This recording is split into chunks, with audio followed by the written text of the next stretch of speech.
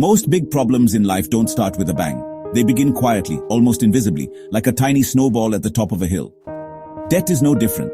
No one plans to be buried under a mountain of bills. It happens one small decision at a time. It starts with a coffee on a credit card, a slightly nicer car, a vacation you feel you deserve. Each choice feels logical, manageable, and normal. The danger isn't in any single purchase, but in the slow, silent accumulation. What was once a zero balance now carries a small, persistent debt. Student loans and credit cards become just another monthly bill. You don't feel trapped because the cage is built one invisible bar at a time. Many imagine debt comes from catastrophe, but for most, it's a slow drift, a gradual acceptance of owing money as normal. The snowball is rolling, but it's still small enough to ignore. You tell yourself you'll pay it off next month or when you get that raise. Our environment encourages this drift-easy credit, buy now, pay later, pre-approved offers. These don't feel like burdens. They feel like gifts. The language is soft, inviting, whispering that you can have what you want now. And so the snowball picks up more snow, a little heavier, a little faster. But the sound is still so faint, you can't hear it over everyday life. Debt doesn't announce itself. It sneaks in, disguised as normalcy. By the time you notice, the snowball is already halfway down the hill. The real danger is how easy it is to ignore. Debt grows in silence, thriving on inattention. The first step to stopping it is to listen for the sound you've been tuning out. We think of debt as numbers, interest rates, balances, payments. But debt is a mind game, not a math problem. It's built from our insecurities, our desire for status, and our craving for instant gratification. When you buy what you can't afford, you're often solving an emotional problem with a financial decision. We justify it. I deserve this. It was on sale. Everyone else has one. These stories make irrational spending feel rational. Lenders know this. They sell dreams, not loans.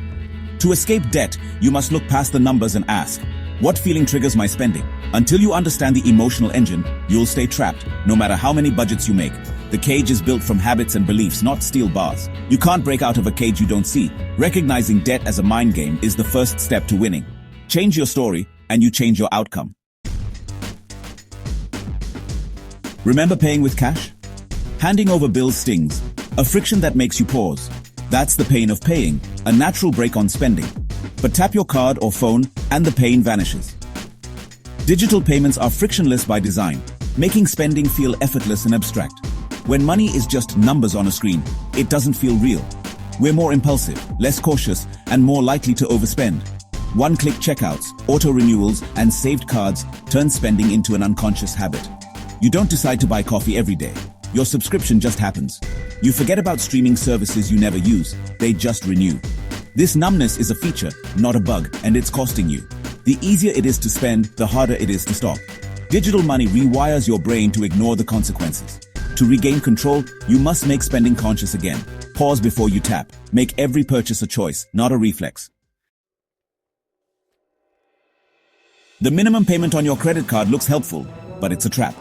Pay only the minimum, and most of your money goes to interest, not your balance. You run in place, never getting ahead.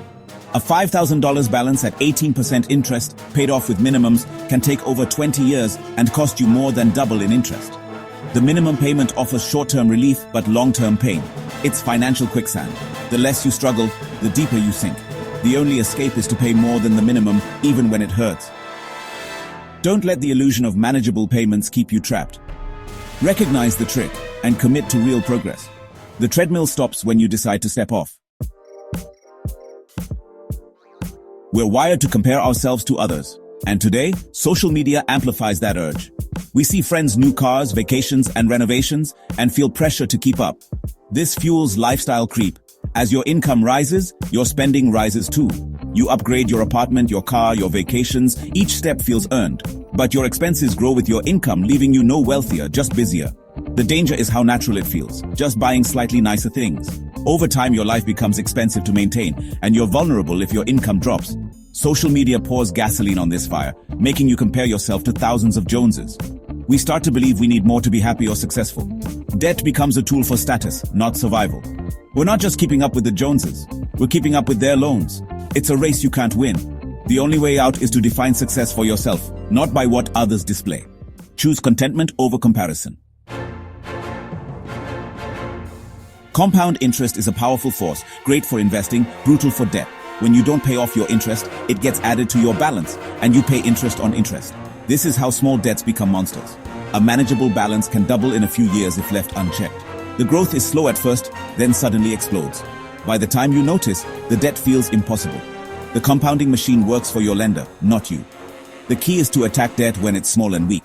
Don't ignore the weed in your financial garden. Pay more than the minimum and stop the monster before it grows. Waiting only makes it stronger. Compounding is relentless. Act early, act aggressively. The sooner you start, the easier it is to win. Don't let small debts become your undoing. Take control before the math takes control of you. Sarah looked successful. Nice apartment, stylish wardrobe, busy social life. But she was drowning in $40,000 of debt, built from years of small choices. She avoided her statements, made minimum payments, and lived with constant anxiety. The wake-up call came when her card was declined for coffee. Humiliated, she finally faced her bills and saw the truth. She created a strict budget, cut up her cards, and slashed her spending. Cooking at home, skipping luxuries, and tracking every dollar, she attacked her highest interest debt first. Progress was slow, but seeing balances shrink gave her control. Paying off debt became more rewarding than spending.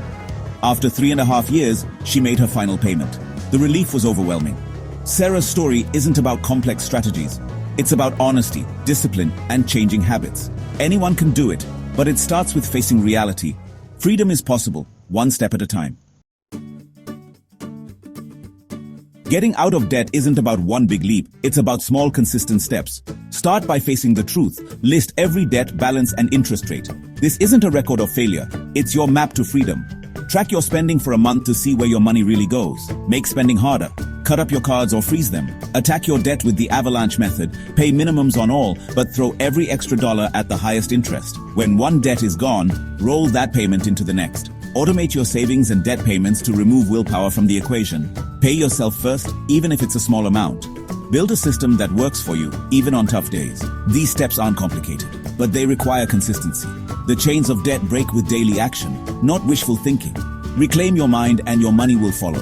The journey is hard, but the freedom is worth it. Start today. Your future self will thank you. Escaping debt isn't really about money. It's about mastering your mind. The real battle is against impulse, social pressure, and your own habits. You can have the best budget, but if you don't change your thinking, you'll fall back into old patterns.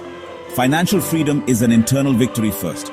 The world will always tempt you, but you can choose how you respond. Find joy in things that don't cost money. Define success on your own terms. True freedom isn't buying anything you want. It's not wanting what you can't afford. It's the peace of living within your means and having options. To control your money, understand your mind. Notice the feelings that drive your spending. Master your psychology and you reclaim your future. That's the greatest freedom money can buy.